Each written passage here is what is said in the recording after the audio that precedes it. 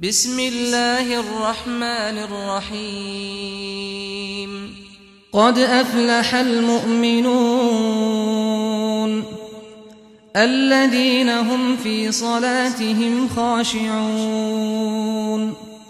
والذين هم عن اللغو معرضون والذين هم للزكاة فاعلون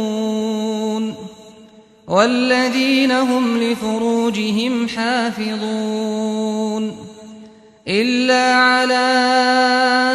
أزواجهم أو ما ملكت أيمانهم فإنهم غير ملومين فمن ابتغى وراء ذلك فأولئك هم العادون والذين هم لأماناتهم وعهدهم راعون والذين هم على صلواتهم يحافظون أولئك هم الوارثون الذين يرثون الفردوس هم فيها خالدون ولقد خلقنا الإنسان من سلالة من طين ثم جعلناه نطفة في قرار مكين ثم خلقنا النطفة علقة فخلقنا العلقة مضغة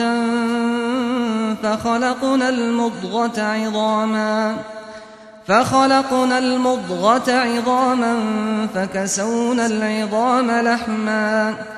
فكسونا العظام لحما ثم أنشأناه خلقا آخر فتبارك الله أحسن الخالقين ثم إنكم بعد ذلك لميتون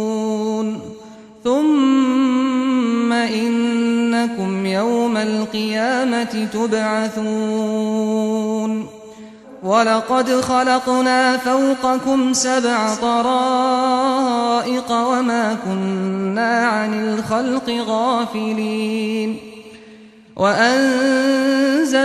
من السماء ماء بقدر فأسكناه في الأرض وإنا على ذهاب به لقادرون فأنشأنا لكم به جنات من نخيل وأعناب لكم فيها فواكه كثيرة ومنها تأكلون وشجرة تخرج من طور سيناء تنبت بالدهن وصبغ للآكلين وإن لكم في الأنعام لعبرة نسقيكم مما في بطونها ولكم فيها منافع كثيرة ومنها تأكلون وعليها وعلى الفلك تحملون ولقد أرسلنا نوحا إلى قومه فقال يا قوم اعبدوا الله ما لكم من إله غيره أفلا تتقون فقال الملأ الذين كفروا من قومه ما هذا إلا بشر مثلكم يريد أن يتفضل عليكم ولو شاء الله لأنزل ملائكة ما سمعنا بهذا في آبائنا الأولين إن هو إلا رجل به جنة فتربصوا به حتى حين قال رب انصرني بما كذبون فأوحينا إليه أن اصنع الفلك بأعيننا ووحينا فإذا جاء أمرنا وفاردت النور فاسلك فيها من كل زوجين اثنين وأهلك إلا من سبق عليه القول منهم ولا تخاطبني في الذين ظلموا إنهم مغرقون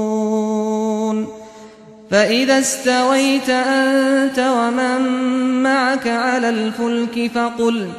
فقل الحمد لله الذي نجانا من القوم الظالمين وقل رب أنزلني منزلا مباركا وأنت خير المنزلين إن في ذلك لآيات وإن كنا لمبتلين ثم أنشأنا من بعدهم قرنا آخرين فأرسلنا فيهم رسولا منهم أن اعبدوا الله ما لكم من إله غيره أفلا تتقون وقال الملأ من قومه الذين كفروا وكذبوا بلقاء الآخرة وأترفناهم في الحياة الدنيا ما هذا إلا بشر مثلكم يأكل مما تأكلون منه ويشرب مما تشربون ولئن أطعتم بشرا مثلكم إنكم إذا لخاسرون أيعدكم أنكم إذا متم وكنتم ترابا وعظاما أنكم مخرجون هيهات هيهات لما توعدون إن هي إلا حياتنا الدنيا نموت ونحيا وما نحن بمبعوثين إن هو إلا رجل افترى على الله كذبا وما نحن له بمؤمنين قال رب انصرني بما كذبون قال عما قليل ليصبحن نادمين فأخذتهم الصيحة بالحق فجعلناهم غثاء فبعدا للقوم الظالمين ثم أنشأنا من بعدهم قرونا آخرين ما تسبق من أمة أجلها وما يستأخرون ثم أرسلنا رسلنا تترى كلما جاء أمة رسولها كذبوه فأتبعنا بعضهم بعضا وجعلناهم أحاديث فبعدا لقوم لا يؤمنون ثم أرسلنا موسى وأخاه هارون بآياتنا وسلطان مبين إلى فرعون وملئه فاستكبروا وكانوا قوما عالين فقالوا أنؤمن لبشرين مثلنا وقومهما لنا عابدون فكذبوهما فكانوا من المهلكين ولقد آتينا موسى الكتاب لعلهم يهتدون وجعلنا ابن مريم وأمه آية وآويناهما إلى ربوة ذات قرار ومعين يا أيها الرسل كلوا من الطيبات الطيبات واعملوا صالحا إني بما تعملون عليم وإن هذه أمتكم أمة واحدة وأنا ربكم فاتقون فتقطعوا أمرهم بينهم زبرا كل حزب بما لديهم فرحون فذرهم في غمرتهم حتى حين أيحسبون أن ما نمدهم به من مال وبنين نسارع لهم في الخيرات بل لا يشعرون إن الذين هم من خشية ربهم مشفقون والذين هم بآيات ربهم يؤمنون والذين هم بربهم لا يشركون والذين يؤتون ما آتوا وقلوبهم وجلة أنهم إلى ربهم راجعون أولئك يسارعون في الخيرات وهم لها سابقون ولا نكلف نفسا إلا وسعها ولدينا كتاب ينطق بالحق وهم لا يظلمون بل قلوبهم في غمرة من هذا ولهم أعمال من دون ذلك هم لها عاملون حتى إذا أخذنا مترفيهم بالعذاب إذا هم يجأرون لا تجأروا اليوم إنكم منا لا تنصرون قد كانت آياتي تتلى عليكم فكنتم على أعقابكم تنكصون مستكبرين به سامرا تهجرون أفلم يدبروا القول أم جاءهم ما لم يأت آباءهم الأولين أم لم يعرفوا رسولهم فهم له منكرون أم يقولون به جنة بل جاءهم بالحق وأكثرهم للحق كارهون ولو اتبع الحق أهواءهم لفسدت السماوات والأرض ومن فيهن بل أتيناهم بذكرهم فهم عن ذكرهم معرضون أم تسألهم خرجا فخراج ربك خير وهو خير الرازقين وإنك لتدعوهم إلى صراط مستقيم وإن الذين لا يؤمنون بالآخرة عن الصراط لناكبون ولو رحمناهم وكشفنا ما بهم من ضر للجوا في طغيانهم يعمهون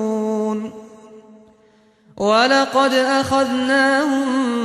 بالعذاب فما استكانوا لربهم وما يتضرعون حتى إذا فتحنا عليهم بابا ذا عذاب شديد إذا هم فيه مبلسون وهو الذي أنشأ لكم السمع والأبصار والأفئدة قليلا ما تشكرون وهو الذي ذرأكم في الأرض وإليه تحشرون وهو الذي يحيي ويميت وله اختلاف الليل والنهار أفلا تعقلون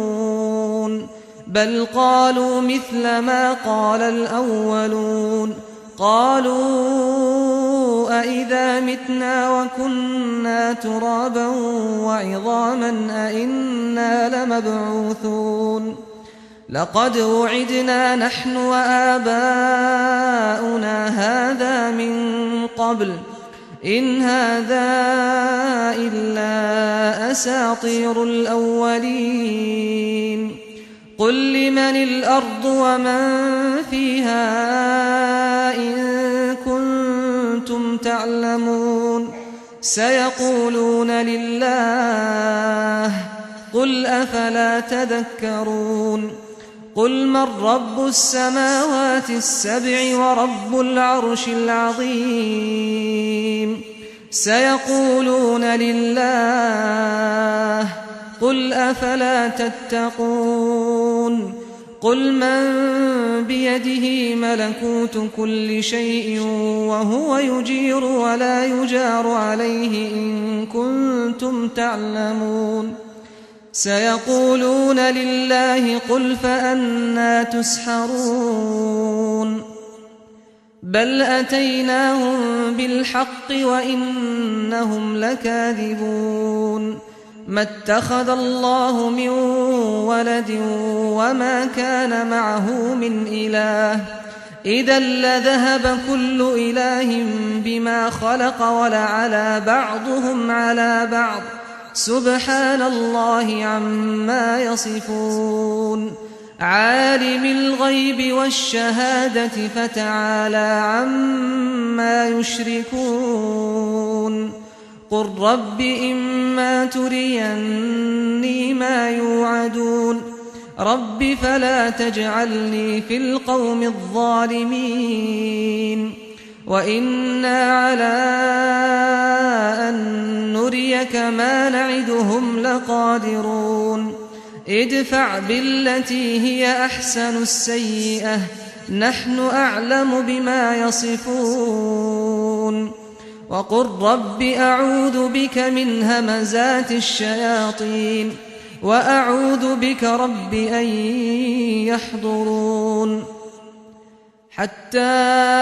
إذا جاء أحدهم الموت قال رب ارجعون لعلي أعمل صالحا فيما تركت كلا إنها كلمة هو قائلها ومن ورائهم برزخ إلى يوم يبعثون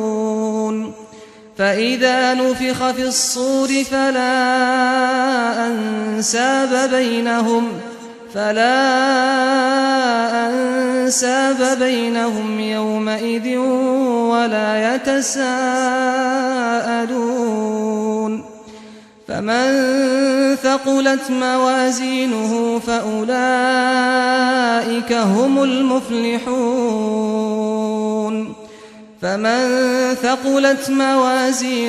فأولئك هم المفلحون ومن خفت موازينه فأولئك الذين خسروا أنفسهم في جهنم خالدون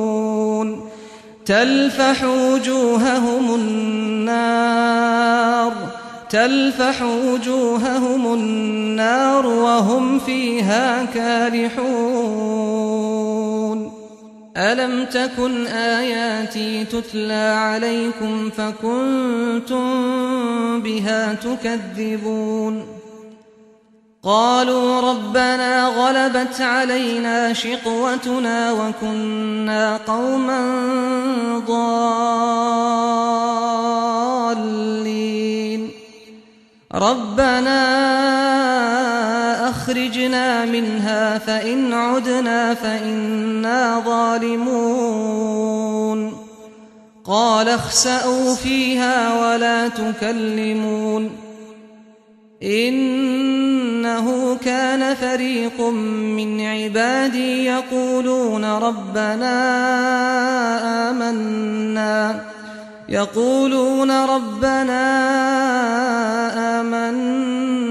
فاغفر لنا وارحمنا وأنت خير الراحمين فاتخذتموهم سخريا حتى أنسوكم ذكري وكنتم منهم تضحكون إني جزيتهم اليوم بما صبروا أنهم هم الفائزون قال كم لبثتم في الأرض عدد سنين قالوا لبثنا يوما أو بعض يوم فاسأل العادين قال إن لبثتم إلا قليلا لو أنكم كنتم تعلمون أفحسبتم